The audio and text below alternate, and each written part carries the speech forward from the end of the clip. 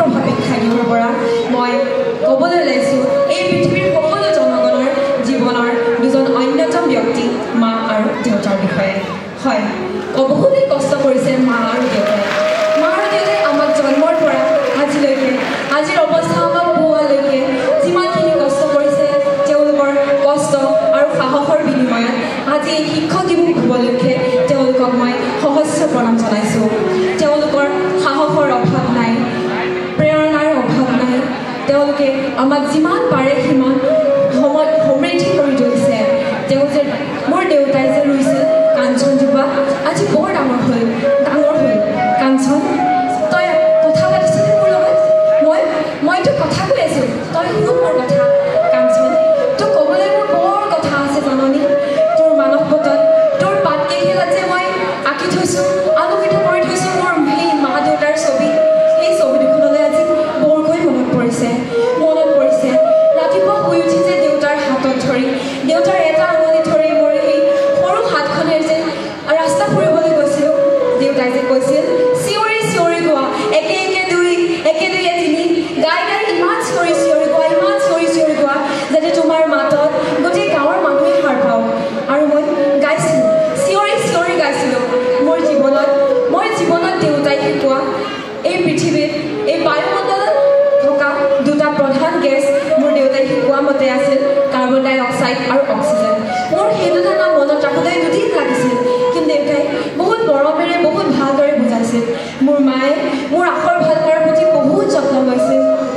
আমাৰ সেই ঘৰটো সেই ভগা পৰ্যায়ৰ পৰা আজিৰ পৰ্যায় পোৱালৈকে মা দেউতাই যিখিনি কষ্ট কৰিছে, সঁচাকৈ মনত পৰিলে মোৰ বৰ দুখ লাগে এইকাৰণেই, কাৰণ আমাৰ ভাইটি আৰু মোক খুৱাই লৈ মাছ দেখালৈকে দেউতা আৰু মায়ে যিখিনি কষ্ট কৰিছিল, ব্যৱসায় কৰিছিল, সেইকাৰণে দুখ লাগে, বহুত দুখ লাগে। দেউতা যে ৰাতিপুৱাই ওলাই যায় টিউশ্যন কৰিবলৈ আৰু ৰাতি আহি 11টা বজাত সোমাইহি। ভাইটিয়েতো 2 বছৰলৈকে দেউতাক চিনিয়ে পোৱা নাছিলে। দেউতাৰ দুখ লাগিছিল, নিজৰ সন্তানে দেউতাক চিনি পোৱা নাছিলে। তথাপি কি কৰিব, আমাৰ ভৱিষ্যতৰ কাৰণেই দেউতা আৰু মায়ে এইখিনি কষ্ট কৰিছিল আমাৰ দুজনৰ বাবেই নহয় জানো? কাঞ্চন, তই শুনিছনে? মই তোক কৈ আছোঁ, মোৰ মা দেউতাই কৰা কষ্টখিনি তই লিখি লৈ দেখুওৱা। মোৰ জীৱনত আহিবলগীয়া সকলো মানুহকে দেখুওৱা, মানুহকে কৈ দে যে মোৰ মা দেউতাৰ মোৰ জীৱনত কিমান মূল্য কিমান আছে। এজন সন্তানৰ মা দেউতাৰ, সন্তান আৰু মা দেউতাৰ সম্বন্ধটো কেনেকুৱা বুজাই দে কাঞ্চন, বুজাই দে তই। আৰু বুজাই কৈ দে, চবকে কৈ দে। আৰু এই পৃথিৱীৰ সন্তান ল'ৰাৰ পৰা বুঢ়ালৈকে, কেঁচুৱাৰ পৰা সকলোকে জনাই দে, পৃথিৱীত মা দেউতাৰ অবিহনে পৃথিৱীখন কেনেকুৱা উকা লাগে। সেয়া কেৱল সন্তানসকলে বুজি পায়। সন্তানসকল, তোমালোকে জানানে আজি শিক্ষক দিৱসৰ দিনা শিক্ষক বুলি ক'লে অকল যে আমাক পাঠ্যপুথিৰ জ্ঞান দিয়ে, তেওঁলোকেতো আমাৰ শিক্ষক নহয়। জন্মৰ পৰা আজিলৈকে আমাৰ জীৱনৰ প্ৰতিটো ঘাট প্ৰতিঘাত, প্ৰতিটো কথা শিকোৱা আমাৰ মা দেউতাই নহয় জানো? কেৱল মা দেউতাই নহয়, আমি জীৱনত লগ পোৱা প্ৰত্যেকজন মানুহেই আমাৰ জীৱনত প্ৰত্যেকটো কথাতেই অৱদান আগবঢ়াই গৈছে। সেই অৱদানবোৰ বুটলি ল কাঞ্চন, লিখি ল কাঞ্চন, তই লিখি তোৰ পাতবোৰত খালী জেগা নাইকিয়া কৰি দে। আৰু মোৰ জীৱনটো যে সমৃদ্ধ কৰি দিছে তাকো লিখি ল। কাঞ্চন, তোক মই কথা এটা ক'বলৈ পাহৰি গৈছিলোঁ।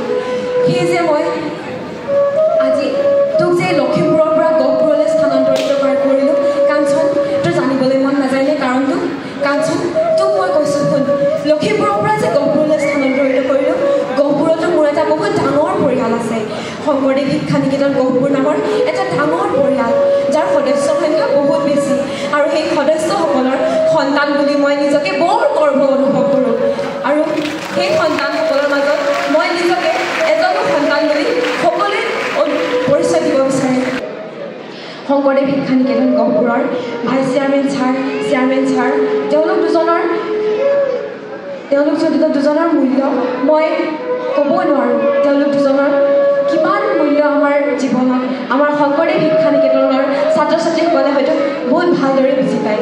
তেওঁলোক দুজনে আমি যিখিনি বিচাৰোঁ, আমাৰ যিখিনি কৰণীয়, তেওঁলোক দুজনে আমাৰ ভাল পোৱা নোপোৱা, আমাৰ স্বাস্থ্যৰ প্ৰতি বৰকৈ যত্ন লয়। আমি যদি কিবা এটা কওঁ, আমাক লাগে চাহাতি পিছদিনাই আনি পুৱাই দিবহি। আৰু আমাৰ প্ৰিন্সিপাল ছাৰে আমাক ফিজিক্স পঢ়ায় আৰু প্ৰিন্সিপাল ছাৰ যেতিয়া আমাৰ শ্ৰেণীকোঠাত প্ৰৱেশ কৰে তেতিয়া মই আকৌ এখন মোৰ মানসপত্ৰৰ পৃথিৱীলৈ গতি কৰোঁ 2 বছৰ আগৰ মোৰ সেই পৃথিৱীখনলৈ গতি কৰোঁ যিখন পৃথিৱীত মোৰ দেউতাই আমাৰ শ্ৰেণীকোঠাত সোমাই অংক পঢ়াইছিল প্ৰিন্সিপাল ছাৰক মোৰ তেতিয়া সেইটো সময়ত মোৰ দেউতা লাগে এইটো কাৰণে দেউতা আৰু প্ৰিন্সিপাল ছাৰৰ দুইজনৰ বৃত্তি একেই আৰু তেওঁলোক দুজনৰ যিমানখিনি দায়িত্ব আছে দায়িত্বখিনিও একেই তেওঁলোক দুজনৰ মুখকেইখন দেখিলে মোৰ একদম নিজৰ মোৰ দেউতাৰ যেনেদৰে মই সন্তান প্ৰিন্সিপাল ছাৰো মই সন্তান নিচিনা লাগে